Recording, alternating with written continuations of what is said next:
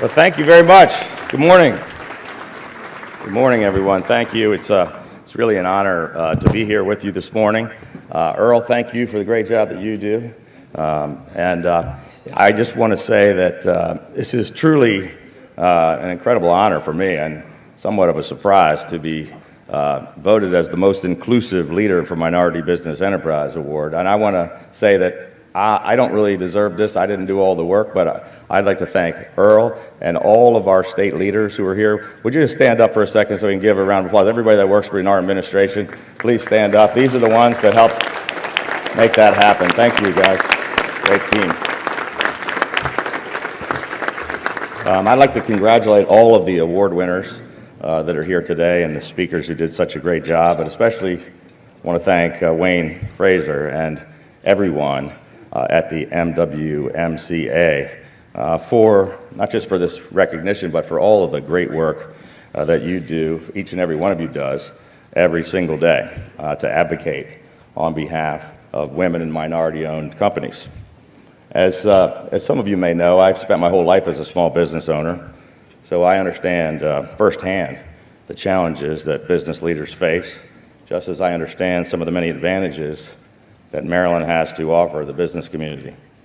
I decided to run for governor because I was frustrated with the direction our economy and the state was heading, and I wanted to grow the private sector, put more people to work, and to try to turn our economy around.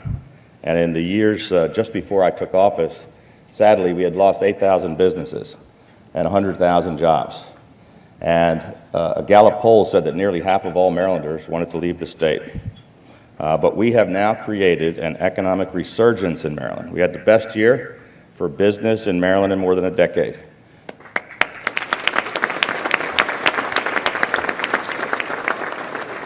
We had the best year for job growth in 15 years. We went from losing 100,000 jobs to gaining more than 100,000 jobs. And 2 recent national studies now ranked Maryland among the strongest in the nation. And most importantly, we were recently rated #1 in the United States of America for minority and women business ownership. That's thanks to all the great work that all of you have been doing.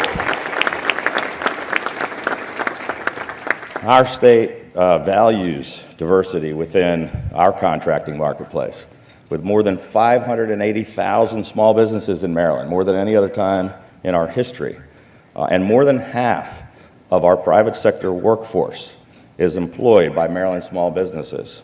And we're so proud that 60% of these businesses are minority and women owned.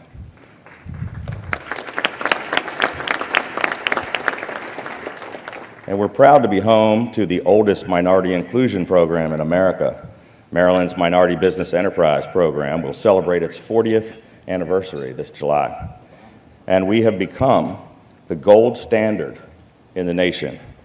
And while that initiative was predominantly a subcontracting program, our Small Business Reserve Program is all about promoting prime contractors as well. And that is now playing a major role in our statewide procurement modernization efforts.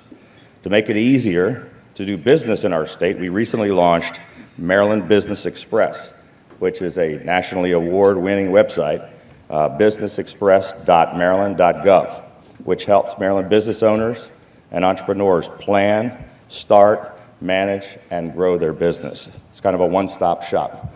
Our administration is fully committed to doing everything that we can to help women and minority-owned businesses start up in Maryland and then continue and never stop growing right here in our state.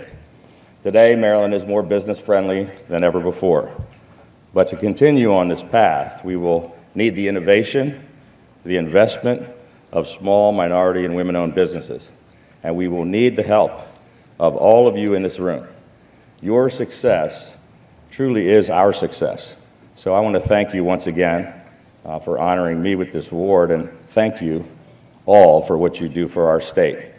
Working together, we can and we will continue to change Maryland for the better. Thank you.